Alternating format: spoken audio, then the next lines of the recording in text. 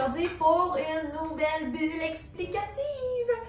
Écoutez, j'ai vraiment, vous m'avez épaté en fait de combien de personnes qui ont écouté mon dernier vidéo, qui sont abonnés, qui ont mis des pouces. Pour vrai, je m'attendais pas à un engouement aussi grand. Je suis vraiment contente.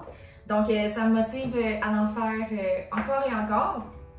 Et dans le fond, comme d'habitude, si t'es nouveau aux nouvelles et que tu n'es pas abonné, abonne-toi tout de suite, active la petite cloche pour ne rien manquer. En fait, je sors vraiment des vidéos souvent, autant sur l'entraînement que sur différents sujets. Donc, c'est ça. Donc, je voulais de prime abord vous remercier. Puis, ben c'est ça, je suis vraiment contente. Donc, on revient à nos moutons. Donc, aujourd'hui, en fait, on va parler d'un sujet qui revient assez souvent. En fait, aujourd'hui, je vais vous dire comment perdre le gras du ventre. C'est une des places que les gens veulent le plus perdre. Puis, quand les gens arrivent dans mon bureau, c'est toujours « Ah, je veux perdre le petit gras, j'aimerais ça, etc. » Donc aujourd'hui, je vous donne mes conseils, mes trucs. Puis vous allez voir, c'est relativement facile à appliquer. Puis si vous faites tout ce que je dis, je suis garantie, c'est garanti que vous allez perdre le petit gras qui vous énerve. Donc pour commencer, on va distinguer. On a de la graisse dite viscérale et on a de la graisse sous-cutanée. La graisse dite viscérale, c'est autour des organes, c'est entre les organes puis les muscles abdominaux. Et la graisse sous-cutanée, c'est vraiment le bourrelet visible à l'œil nu. Donc, je vais vraiment vous donner des trucs autant pour un pour l'autre pour vraiment aider à perdre le petit bourrelet qui nous gêne, qui nous énerve. Premièrement, je vais défaire, en commençant direct là, je vous défais un des plus gros mythes qu'on me répète, que j'entends le plus souvent. Ça va comme suit. Je veux perdre du ventre et je fais plein d'abdos. C'est totalement faux. C'est pas vrai qu'en faisant 26 setups, 800, whatever ce que vous voulez, c'est impossible, c'est pas vrai du tout que vous allez perdre le gras qui vous gêne par-dessus. Oui, c'est bon de faire des abdominaux pour renforcer le corps, pour éviter certaines blessures, mais si vous le faites uniquement pour perdre le petit gras, c'est strictement non fondé. Donc, là, je vous entends. Ouais, es-tu sûr? Pas mal sûr. Donc, comment ça va fonctionner? Je vais vous donner les 3 principaux conseils vraiment pour aider à perdre le gras. C'est vraiment rien de compliqué, faut juste le faire. Donc pour commencer, je vais vous parler de la digestion. Donc pour perdre le gras du ventre, bien évidemment, il faut avoir une bonne digestion. Parce que, veux pas, si on mange des aliments qui sont transformés, des aliments qui sont inflammatoires, ben c'est sûr qu'on va être plus gonflé, on va avoir de la misère souvent peut-être à aller à la selle, donc on va avoir des gaz, on va être ballonné, donc c'est sûr que le ventre va être plus gonflé. Quand je dis, tu sais, souvent les gens me disent « Ah, là, je réagis au lactose, je réagis au gluten ». À la base, c'est drôle parce que j'ai une petite anecdote, j'ai une de mes clientes qui a une maison en Italie. Puis elle me dit, écoute Élie, à chaque fois que je vais là-bas, je vais manger des gelatos, je vais manger des pâtes fraîches, on va manger du bon pain. Elle dit, bon, c'est rien de bon pour la shape, mais elle dit, je ne ballonne pas. Pourquoi? Parce que c'est frais, c'est fait sur place, il n'y a pas d'additifs, il n'y a pas d'agent de conservation. Tandis que dans notre société, c'est pas nécessairement les pâtes qu'on mange, mais tout le mauvais qu'ils mettent dedans, les additifs, Fait que oui, on va réagir, ça va faire vraiment comme une colle au niveau de nos intestins. Donc c'est sûr que si on peut éviter le plus possible de prendre des aliments qui nous font réagir, on se connaît, on le sait. Ça peut être aussi banal que certaines épices qu'on va utiliser, d'autres, ça peut être des légumes qu'on tolère bien cuits, mais crus non. Donc c'est vraiment important d'avoir une alimentation le moins transformé possible, oui, mais aussi d'avoir le moins d'agents inflammatoires pour vraiment qu'on ait une bonne digestion. Par la suite, c'est vraiment important aussi qu'à chacun de nos repas, on mastique bien. Ça a l'air hyper banal comme conseil, mais combien de personnes qui mangent super rapidement sur le coin d'une table, sont pressées, il faut qu'elles cherchent les enfants, il faut qu'elles aillent au gym, il faut qu'elles aillent porter de... Bon, vous voyez le genre, prenez le temps de manger, de mastiquer. Tu sais, ça devrait toujours tourner autour d'une quinzaine de minutes minimum. Tu sais, au pire, des fois, ce que je dis à mes clients, c'est de manger avec la main qu'on est moins habitué. Donc, exemple, que tu es droitier, ben essaye de manger avec la main gauche. Tu vas manger plus lentement. Donc, veux pas, tu vas mieux mastiquer, ta digestion va mieux se faire. Souvent, on mange, des fois, on est pressé ou des fois, on s'assoit parce qu'on est brûlé l'histoire, on va s'asseoir, puis on mange, puis on prend même pas le temps de respirer, là. C'est vraiment, c'est pas bon. Donc, prenez le temps de bien mastiquer. Et veux pas, qui dit digestion, dit avoir un bon transit intestinal. Donc, d'aller à la selle, d'avoir suffisamment de fibres dans notre alimentation pour vraiment avoir une bonne continuité, puis vraiment pas être ballonné, puis pas être jammé au niveau de la digestion. Donc, par la suite, une fois qu'il y a la digestion, là, j'ai dit pas nécessairement dans l'ordre, c'est vraiment, il n'y en a pas un plus important que d'autres, mais c'est vraiment 3 points pour aider vraiment à perdre le petit gras. Par la suite, j'en parle souvent, mais je vais en parler encore. Le stress, le dodo, c'est tellement important pour une perte de gras. Et veux pas, quand on est stressé, le corps, il ne le sait pas si c'est un bon stress ou un mauvais stress. Lui, là, il pense qu'on va se faire attaquer par un ours. Mais dans les faits, c'est souvent pas ça. En fait, c'est bien rarement ça, notre stress. Mais veux pas, ça va faire une augmentation du cortisol, qui est l'hormone du stress. Et par la suite, ça va augmenter notre taux d'insuline dans le sang.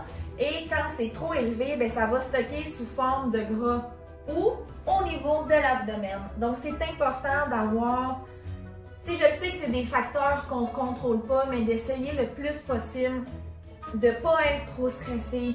Avant le dodo, d'avoir une routine relaxante, mais pas juste avant le dodo. Au courant de la journée aussi. Tu sais, on a tous des jobs qui sont, OK, go, faut aller chercher les enfants, OK, là, faut faire le souper, donne le bain. On est toujours sur le go. Mais des fois, c'est important de relaxer un peu, de vraiment penser à avoir un petit moment pour soi. De vraiment avoir un petit moment de relaxation au courant de la journée, que ce soit aller prendre une petite marche, que ce soit d'aller dehors 2 minutes, juste de fermer les yeux puis de prendre une petite pause pour nous calmer. Donc le stress, puis veux pas, ça va aussi avec le dodo dans le sens où quelqu'un qui est hyper stressé a souvent des problèmes d'insomnie et quelqu'un qui dort pas bien, ben ça vient monter le cortisol parce que c'est un stress en soi. Donc les deux vont relativement ensemble. Donc tu sais, je parlais du dodo tantôt, d'avoir une routine relaxante avant le dodo. Tout ce qui est lumière bleue, les cellulaires, les tablettes, les TV, essayez le plus possible de ne pas en consommer au moins 1 heure avant le dodo. Puis même que moi, je me suis acheté des lunettes anti-lumière bleue. Je les mets tout le temps le soir pour justement éviter cette lumière qui est néfaste au niveau de notre cycle circadien, donc le sommeil, éveil, etc. Donc c'est vraiment important d'avoir une routine. Donc tu sais, vous pouvez lire, vous pouvez partir votre diffuseur avec des petites huiles essentielles, vous pouvez, je sais pas moi, faire de la méditation, mais essayez le plus possible d'être zen, d'être calme avant le dodo. Ça va, veut pas, vous préparer un sommeil qui est plus réparateur. Je dis souvent aux gens, c'est pas tant la quantité d'heures que la qualité. C'est sûr que si tu me dis que tu dors 2 heures, c'est une chose, mais je préfère que tu dormes 6 heures, mais d'une traite, donc sans te réveiller, que tu dormes 9 heures, mais que tu te réveilles aux heures. Donc, d'avoir une bonne digestion, d'avoir un bon transit intestinal, de ne pas se sentir gonflé, d'avoir une alimentation où on enlève qu'est-ce qui nous fait gonfler, les allergènes, les trucs comme ça. Également, avoir un niveau de stress pas trop élevé, d'avoir un bon sommeil qui est réparateur.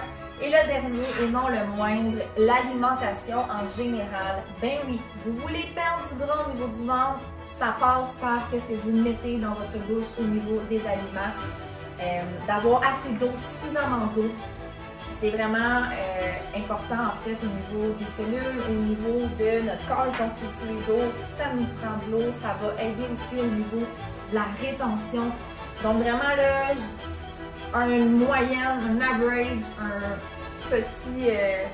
tout le monde devrait boire autour d'1,5. Le rendu là, il y a une formule qui est dans le fond, tu prends ton poids, tu le divises par 2,2 puis tu fais fois 33, donc ça va te donner combien de millilitres que tu devrais boire dans une journée. Je dis toujours à mes clientes ou à mes clients, si tu bois un café, par-dessus ça, ben, ajoute une autre quantité d'eau, exemple un 2 à 500 ml de plus par café. Par la suite, je l'ai parlé tantôt, mais de manger le moins transformé possible. C'est sûr que c'est bon là, de manger des strudels au pamplemousse, je sais même pas si ça existe, mais des strudels aux framboises avec un coulis puis trempé avec des pogos, puis tu sais là, tu vois le genre, c'est sûr que ça fait sûrement du bien, mais est-ce que intérieurement tu vas te sentir bien? Non. Donc, d'essayer le plus possible d'avoir une alimentation non transformée. Également, un point qui est très difficile à contrôler pour beaucoup trop d'entre nous, et je me mets là-dedans aussi, le sucre. Et quand je dis le sucre transformé. Les pâtisseries, les gâteaux, Écoute, le sucre est omniprésent, c'est pas pour rien qu'on dit que c'est une drogue, c'est excessivement difficile de s'en départir, mais c'est excessivement nocif pour le corps aussi. On veut perdre du gras du ventre, mais ça rentre dans l'alimentation. Il y a beaucoup d'autres petits desserts qu'on peut aller chercher qui vont satisfaire le goût de sucre sans être transformés puis pas bon pour la santé. Je parle constamment, il y a tellement de recettes sur Pinterest, des livres de recettes santé. On peut vraiment aller chercher des bons sucres dans des desserts sans avoir des trucs hyper transformés. Donc l'alimentation est vraiment, je sais que c'est plus difficile parfois. Là, il fait beau, on est déconfiné, on est content, on va sur des terrasses, là, ça prend le drink bleu pâle, azul, le puerto, là. Puis là, c'est hyper sucré, puis ça en boit 1, 2, 3, puis là, tu commences à être feeling, tu perds le décompte, puis là, oh my god, tu tombes dans des grosses pâtes avec du pain, puis là, tu prends le dessert, puis là, c'est fini. Ton taux d'insuline est... Donc là, vous voyez le genre, c'est bon, comme j'ai dit dans mon précédent vidéo, ça prend quand même un juste milieu, mais il y a quand même de l'exagération parfois qu'on fait. Donc, vraiment d'avoir une bonne alimentation structurée, de manger suffisamment de fibres, de boire de l'eau, d'avoir une bonne digestion, de ne pas être trop stressé, de faire des beaux dodos, c'est pas mal les règles d'or pour perdre en fait le gras, autant viscéral que le petit bourrelet qu'on voit à l'œil nu. C'est vraiment les petites règles super faciles à appliquer, puis qu'au final, vous allez être content de faire. Donc, arrêtez de faire 1001 abdos. Concentrez-vous vraiment sur les petits points que je viens de vous dire. Puis vous allez avoir un ventre bloc. Donc, ça fait le tour de ma bulle explicative numéro 2. J'espère que vous avez aimé. Marquez-moi en commentaire, est-ce que vous faites déjà ces petits trucs-là? Qu'est-ce que vous allez trouver le plus dur à appliquer? Faites-moi des pouces en l'air. Je veux aucun pouce en bas. Dites-moi justement ce que vous avez aimé. Et comme je répète, si t'es nouveau ou nouvelle, abonne-toi. Vous allez en apprendre, on va rire ensemble. Puis je vais vous faire suer dans des workouts. Donc, sur ce, j'espère, comme je répète, que vous avez apprécié. C'était mon deuxième vidéo, donc je m'améliore. J'essaie d'avoir toujours un fil conducteur. Donc, encore là, soyez indulgents. Puis, on se retrouve bientôt pour une nouvelle capsule.